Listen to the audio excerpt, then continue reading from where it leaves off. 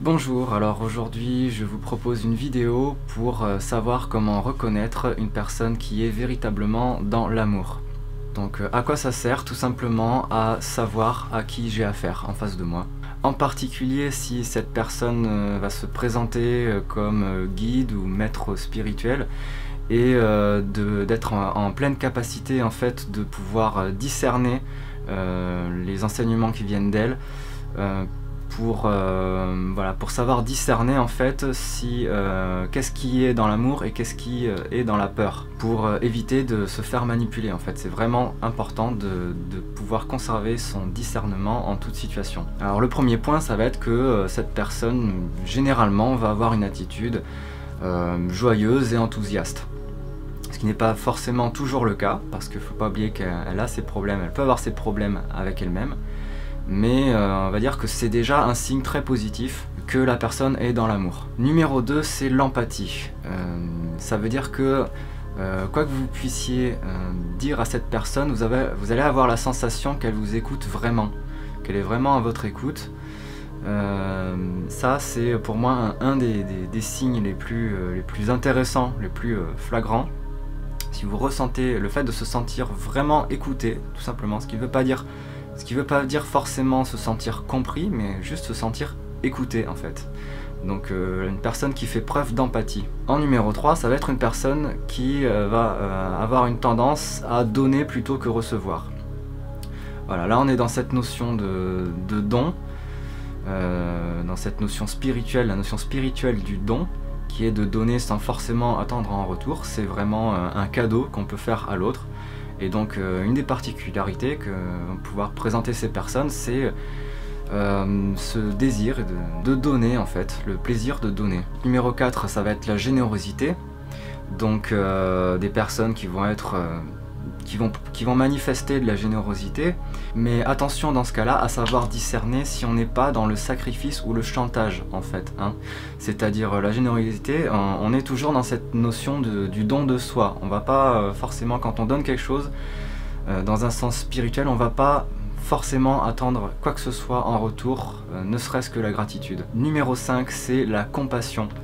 Donc une personne qui va présenter de la compassion envers moi, mais aussi envers les animaux, la cause animale, envers la nature, l'environnement, l'évolution de la planète. Voilà, pour moi c'est vraiment un signe qui rassure. Donc la compassion, ça ne veut pas dire que je vais pouvoir me plaindre en fait sans limite à cette personne et lui exposer tous mes problèmes et qu'elle va avoir une patience d'ange.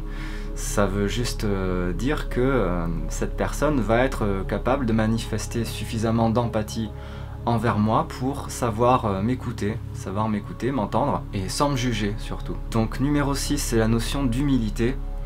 Donc la notion d'humilité, ça veut dire que même si cette personne est en position de supériorité, c'est-à-dire que ça va être par exemple un maître pour moi, un maître spirituel, pour moi c'est nécessaire de toujours savoir se remettre à sa place et ne pas chercher à avoir raison à tout prix.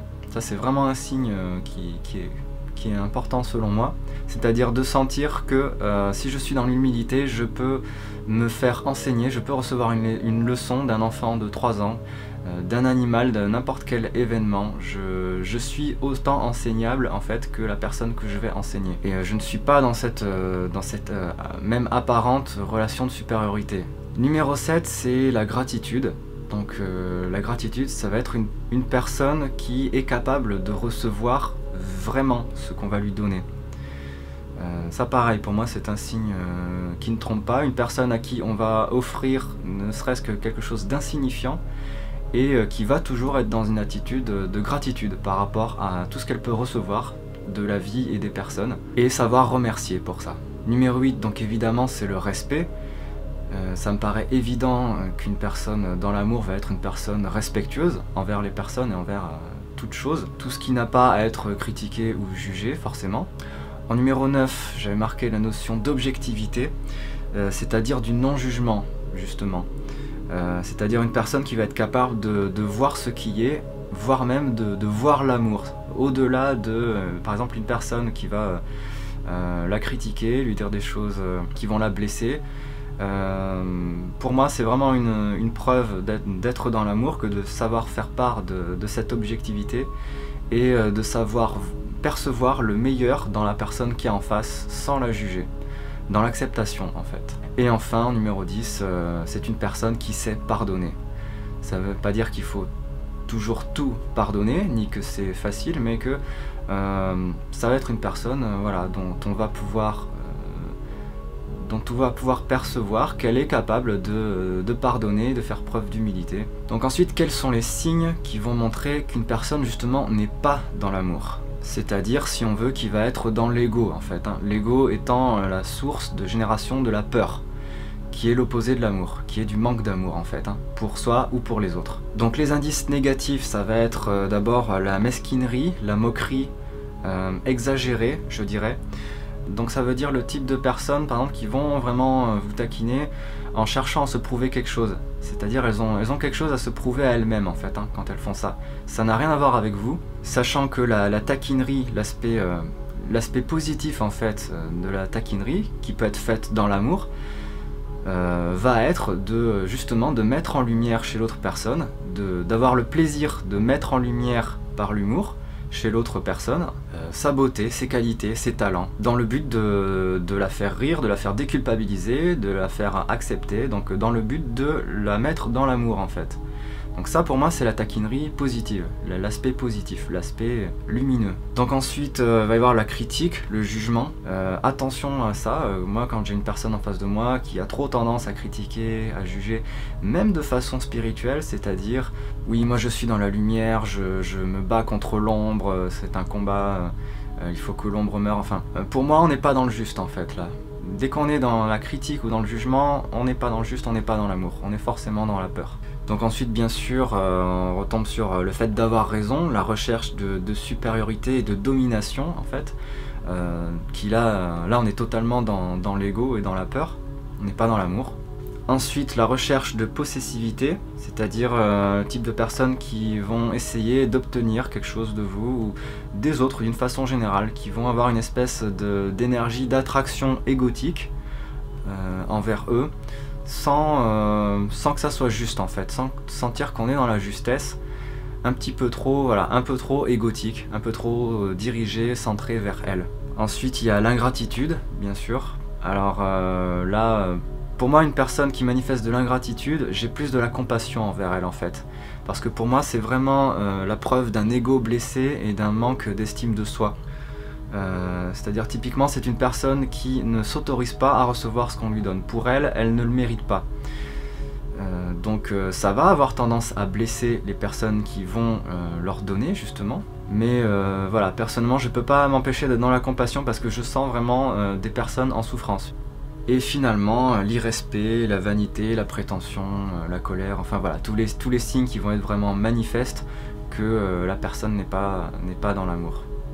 Donc voilà, moi je vous invite à continuer à votre chemin de développement personnel, de développement spirituel, mais en ayant cette méfiance en fait. À chaque fois que vous allez être dans une position de supériorité avec une personne qui va se placer au-dessus de vous, en tant qu'enseignant, maître ou autre, je vous encourage vraiment à toujours garder votre discernement par rapport à ce que cette personne va pouvoir vous dire, vous enseigner, vous montrer. Essayez de penser à ces 10 points que je viens de vous dire et de tout le temps être un petit peu dans cette analyse, dans ce discernement, de savoir qu'est-ce que je prends et qu'est-ce que je ne veux pas prendre. Donc ce que je veux prendre, c'est tout ce qui vient de l'amour véritable, et ce dont je ne veux pas, ce qui ne va pas me servir, c'est ce qui vient de l'ego, ce qui est motivé par la peur. Donc autre chose qui est importante, c'est de toujours rester soi-même dans l'amour, hein. Quelle que soit la personne que vous allez avoir en face, la façon de ne pas être atteint par ses propres problèmes qu'elle a à régler avec elle-même, c'est de voir ça justement comme un manque d'amour. C'est un manque d'amour qu'elle manifeste envers elle-même et qu'elle cherche à solutionner comme elle peut. Et donc ça n'est jamais obligé, mais la compassion peut aider pour ça. Le fait d'être compatissant envers cette personne, ce qui ne signifie pas bien évidemment qu'il faut tout accepter, hein. Attention, il ne faut jamais s'oublier pour l'autre. Donc voilà, pour moi l'amour est toujours la meilleure arme en fait et la meilleure protection. Il y a vraiment pas d'autre meilleure solution. Pour moi, quand on reste justement centré sur soi dans l'amour, moi je vois ça comme une énorme lumière. On devient lumineux, on devient un soleil et on est inatteignable en fait. Si on veut, si on le souhaite, on peut être inatteignable. Pour moi, rien ne résiste à la lumière de l'amour, pas même la peur. Justement, ça la met en lumière. Donc je résume les 10 points, les 10 signes qui vont vous montrer qu'une personne en face de vous est véritablement dans l'amour. Numéro 1, attitude joyeuse, enthousiasme. Numéro 2, empathie, cette personne vous écoute vraiment. Numéro 3, cette personne va donner plus qu'elle ne reçoit, c'est-à-dire elle va être légèrement plus ouverte vers les autres que vers elle-même, sans s'oublier. Numéro 4, c'est la générosité, c'est-à-dire le vrai don de soi, pas de sacrifice ou de chantage. Numéro 5, c'est la compassion, une attitude compatissante envers vous, envers la planète, les animaux, tout le monde. Numéro 6, c'est l'humilité, c'est-à-dire je partage de l'information, je n'ai pas besoin d'avoir raison. Numéro 7, c'est la gratitude. Numéro 8, le respect. Numéro 9, l'objectivité, donc le non-jugement, voir ce qui est, voir l'amour derrière les apparences. Et numéro 10, c'est savoir pardonner. Voilà, j'espère que cette vidéo vous aura aidé. Restez prudent, et surtout dans le discernement face aux personnes que vous rencontrez pour ne pas vous faire manipuler. Et je vous dis à bientôt.